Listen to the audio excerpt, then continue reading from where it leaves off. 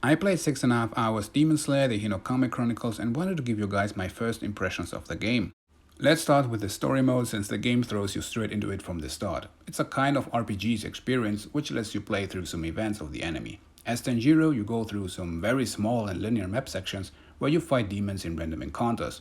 You can find memory fragments and Kimetsu points spread around the map.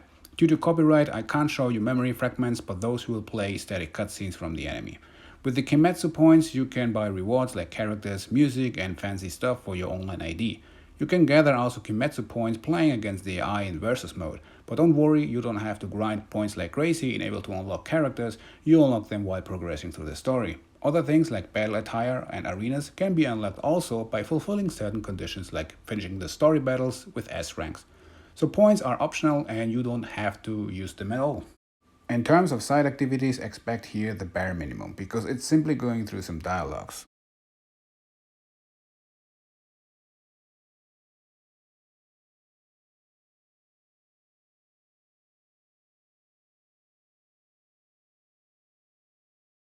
For whatever reason, you cannot play the story mode on a harder difficulty setting, it's just set to medium. Only some special missions is playable in hard, so playing through the story will probably not be that big of a challenge. Also, the enemy events are trimmed down significantly. However, the cutscenes and QTEs are really cool and doing the enemy justice. 雷の呼吸一の型霹靂一閃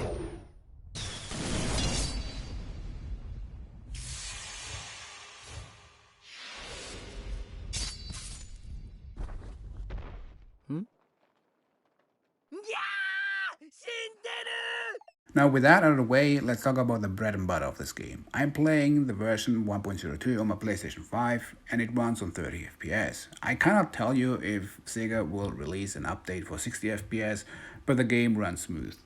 Each character has its own string of light attacks and can be chained together to a combo with the use of chase dash that pretty much resets and lets you perform light attacks again and or special attacks. These combos has its limits because as soon as you land a hit, you will see a timer. When run out, the combo breaks and performing special attacks and chase dashes takes one chunk of skill gauge.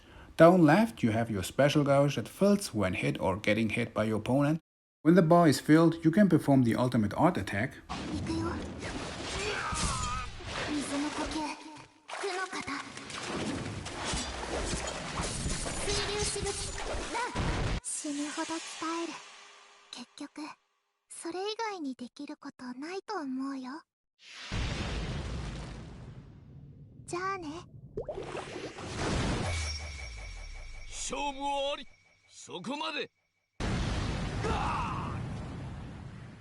Or a boost for some extra strength and speed. Spending another special bar while boost is active, the character goes in search mode, where you have unlimited skill gauge. If you let the bar fill up to 3 and combine boost and ultimate art together, you can unleash some beautiful combos.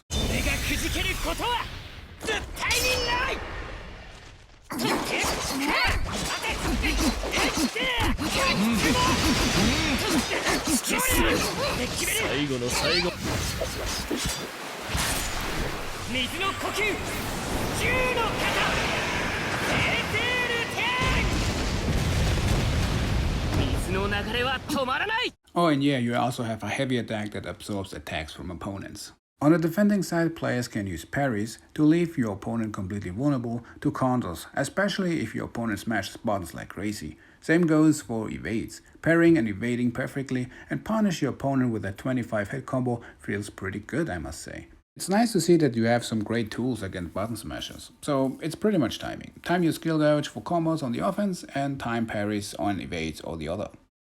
Each time you pick your character, you also pick a support fighter that can be switched over by consuming half of the support gauge. You'll find under your health bar. But there is more than just switching over to another fighter. By pressing L1, the support fighter will jump at your enemy, performing its special attacks, which can be also used for combos.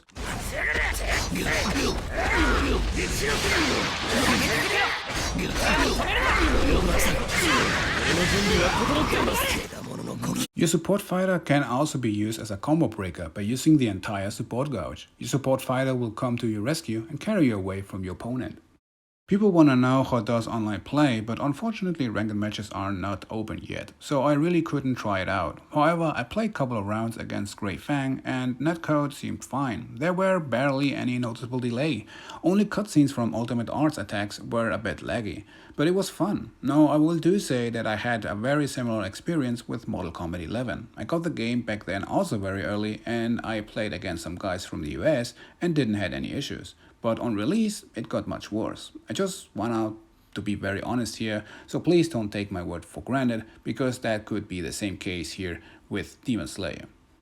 So that's pretty much so far. I'm enjoying it and having more fun than I expected. If you ask me how the reviews will be for this game, I have to say it's probably going to be a 6 out of 10. But I also just played 6.5 hours, so I don't really have experienced everything so far. If you want to check raw gameplay of the game, check out my description box. There is a link on my stream. Big shout out to Grey Fang. Thanks for kicking my ass yesterday. And for the rest, muchas thank you for watching and see you.